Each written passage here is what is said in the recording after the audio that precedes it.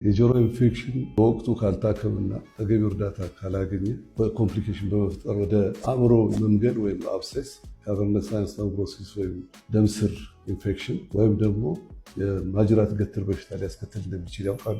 ኦቲቲስ ሚዲያ ማለት የመካከለኛው ጆሮ በኢንፌክሽን ምክንያት የሚከሰት በሽታ ነው። ኦቲቲስ ሚዲያ ለሁለት ይከፈላል። አኪዩት ኦቲቲስ ሚዲያ እና ክሮኒክ ኦቲቲስ ሚዲያ ተብሎ ይከፈላል። አኪዩት ኦቲቲስ ሚዲያ ብዙ ጊዜ ከላይኛው ትንፋሽ ቧንቧ ጋር በተያያዘ የሚከሰት ኢንፌክሽን ነው።